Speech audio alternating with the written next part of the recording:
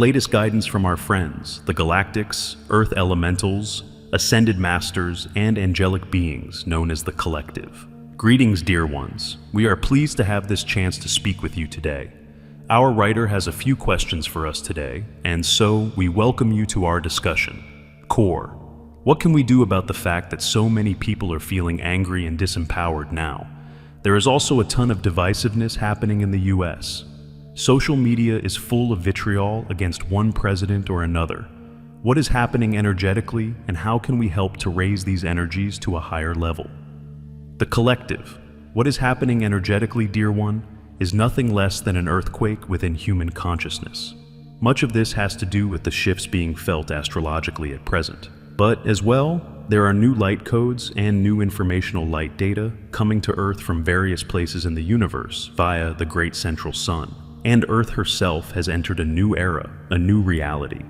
And so, you see the old regime striking out as vehemently as they can, using both mind control technologies and the old fear-inducing measures of speaking of war, plunder, mindless destruction, loss of healthcare for millions, for the sake of chaos itself. You see the false bravado and the claims of power that are baseless or empty, and they are recognized as such by many around the world. And within the United States itself, there is great worry from those who are feeling the effects of both word energies and the technology that broadcasts dense energies, as well as images of power misused. Not so many there are seeing through the process in a complete way, seeing through the deceptions, let alone attempting to rescue higher meaning from the swirl of emotional reaction. Now, if you were to step back a bit and look at things from the perspective that this is old toxicity, coming up to the surface and realize that it must come up, things must appear to be getting worse before they can improve. This puts a different face on things.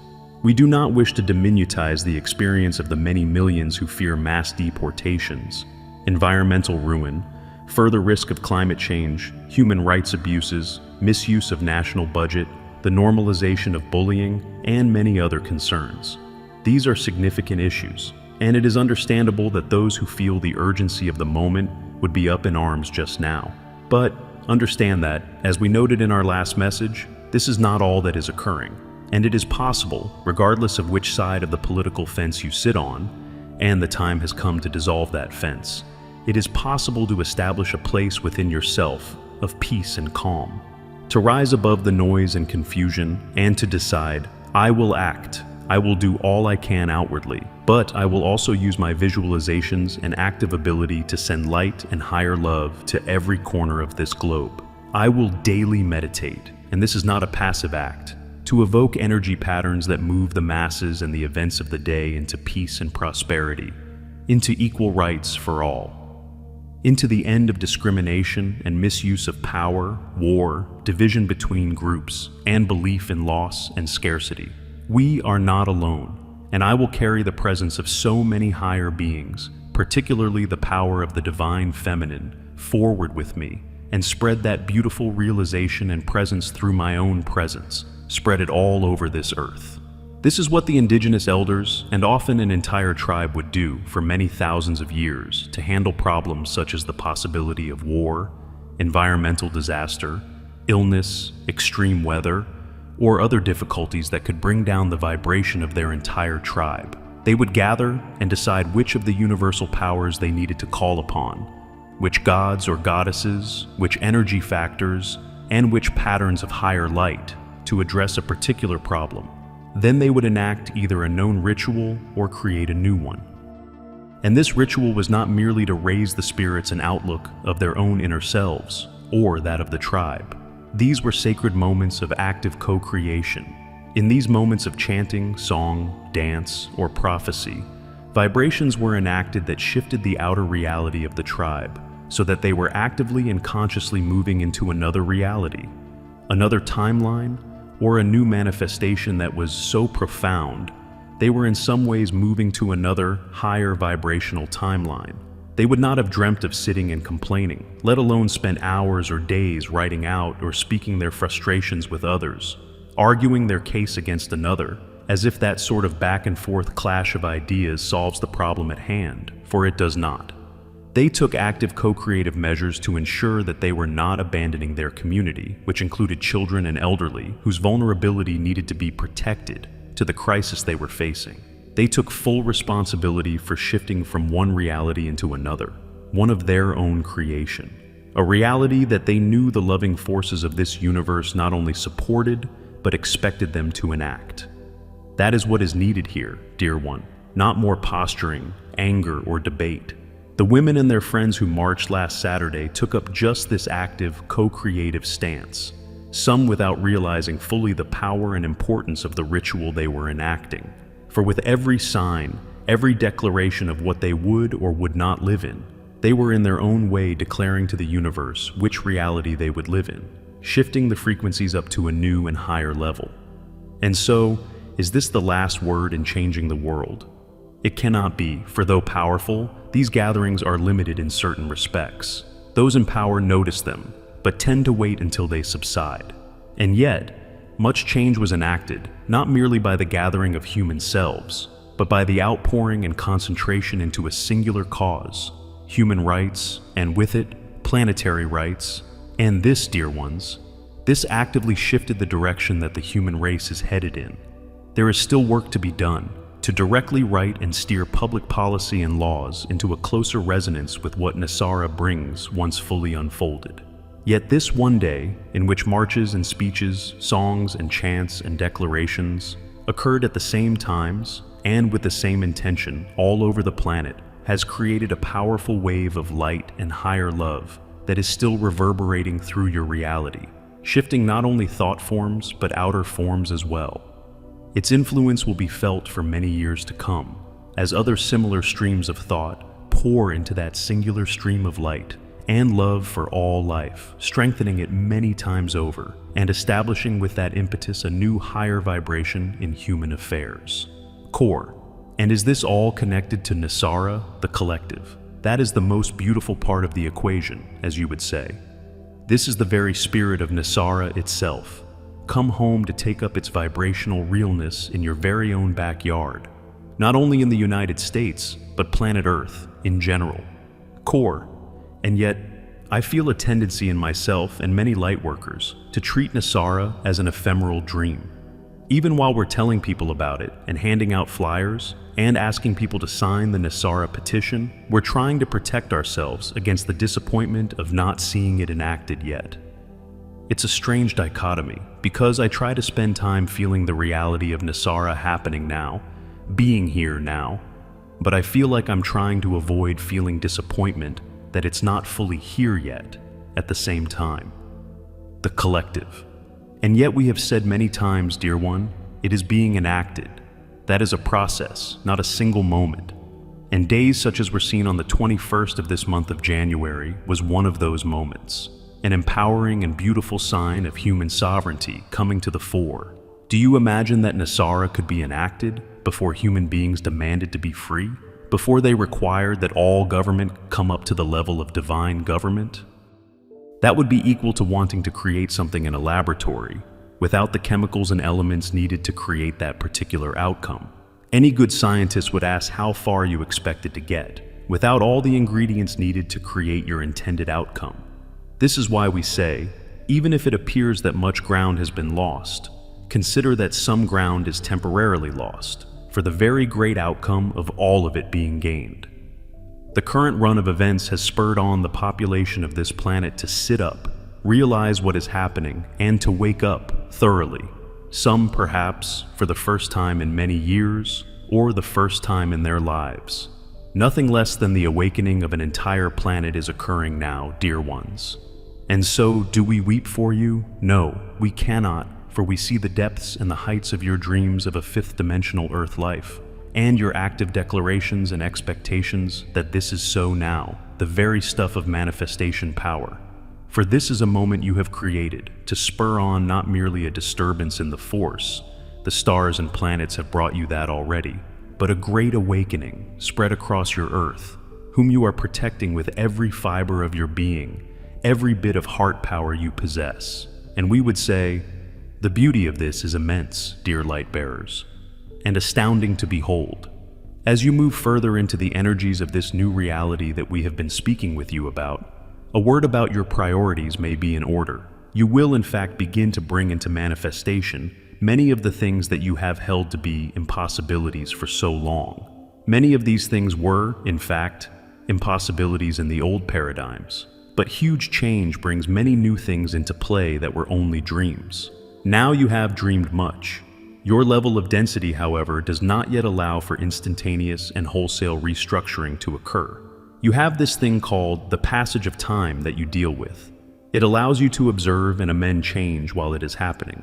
It is quite a wonderful thing, actually. Sometimes, while you are in body, you become frustrated with it, but you have not quite yet seen fit to move beyond it. That will come as you learn to operate more fully in the new realities that you are constructing. It is a matter, really, of trusting your collective selves. And your separation is the sticking point there. It is an illusion, yes, but you will take some time to move past it. So, returning to the topic, since you will only be able to implement portions of your desired change at a time, it will be necessary for you to make certain determinations as to what are your priorities. And we would suggest that need to be a large factor in your judgment. Please do not equate material desire with need. Unfortunately, there are going to be large numbers who still have not gotten past that point. That should not be construed as a negative comment upon the many incarnate souls who have been in very poor circumstances while watching others living opulent lives. But there are a great many human beings, divine creations, that are starving, that have no water, that live in abominable circumstances, and that your own humanity will wish to see brought quickly into a better world. Even more importantly, your world itself is reeling from the attacks it has suffered upon its physical being for far too long. If you are to survive there, you will need to get about the business of rectifying that situation rather quickly. When your priorities change, you will quickly find that the resources and the knowledge needed to do this are available to you. Simply add up the costs of continual killing of each other and divide by the costs of taking care of each other. It is, as you say, not rocket science. Now, you still do not see that you are standing on the threshold of moving into these changes, but we have been working with you on these very things for a very long while. And we, although you do not, can see what is coming. Decades ago, these were possibilities. Not so long ago, they became probabilities. We tell you now that they have become inevitabilities. We spoke above of the fact that you do not yet see much evidence of this. We will remind you of a metaphor that we have used in earlier messages. Imagine that you are looking through the fence at a new construction site. All you see is huge holes being dug into the earth, great piles of dirt, and every truck that arrives just deposits more piles of random materials. It doesn't look like a very pretty building at that point. Well, bring a lunch and keep watching. It gets better from here. Yeshua and Mary Magdalene, do you know how powerful you are?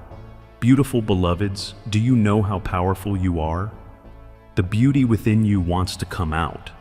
The beautiful gifts within you want to come out. Do you understand that the time is now for you to give those gifts to the world? It's time to dig deep within you and find those gifts, those beautiful gifts that are ready to come forth. It's no longer about who you were. It's no longer about where you've been. It's about now and who you are now in this moment. And beloveds, deep, deep within you are so many gifts waiting to come out, so many gifts waiting to share. We love you with all our heart as you are learning to love yourselves with all your heart. And that is laying the ground for your beautiful gifts to come forth. Your beautiful gifts that are only unique to you. Beloveds, you've come so far, you've been through so much. It's not about looking back anymore. It's about grasping this moment, so full within your heart that all you can give is more of your love, that all you can give is more of your gifts.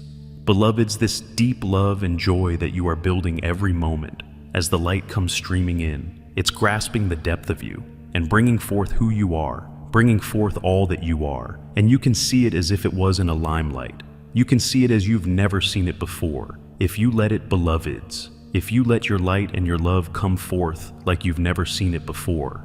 And within that are creations that you didn't even know you had, that you didn't even know you could do. Do you know how powerful you are? Do you know that you can bring forth so much based on so much love, bringing forth insights and ideas that can be quickly molded into creations to share for the world, to the world, and with the world. Love has always been the answer. You know this, beloveds. It's never been about who you are anymore, or who you were anymore. It's about who you choose to be. How do you flesh out that beautiful divine essence that you are? How do you bring forth your uniqueness and your love so you can share it with such joy and abundance? How do you do this, beloveds? How do you feel your power? You allow the love to well up in you so much that all you want to do is create, to give, to show who you are. And there are so many surprises in there. Maybe it's not all something that you can see yet. Maybe it's all not totally formed yet. But can you feel it, beloveds? Can you feel that there are rumblings within you that want to show more of who you are, to share more of who you are, to serve the world in a way that makes your heart sing? That's what all of this has been about, beloveds. That's why you've been through all you have been through, clearing and working through all the caverns and the valleys and the peaks, to clear yourself so much that you become a crystal teardrop of love, waiting to drop on anything and anyone that needs your essence. All. For in the teardrop, where there used to be pain, is crystal clear love and creation. Beloveds, don't worry about where your life is leading. It already knows where it's going if you just follow it step by step, moment by moment, laughter by laughter, idea by idea, and watch it blossom. Watch it blossom. No, it's not about who you've been, beloveds, and it isn't even about where you're going. It's where you are right now, allowing this moment to bloom, to be all of who you are in this moment. Feel your heart bursting with joy as you realize how powerful you are in each moment. You can gather all your strength and all your power, which is based on love. Beautiful beloveds, you are so powerful. You can create anything. It just needs your love and your intention and your joy and your passion of wanting to create it and then watch it as it blooms. Beautiful beloveds, we love you and we support you, and we want you to feel our love and our essence so that you can realize that it is just as powerful as you are. And you are just as powerful as we are, because we are the same. You are masters now. Beautiful beloveds, we love you and we support you now and forever. All our love, we are Yeshua and Mary Magdalene.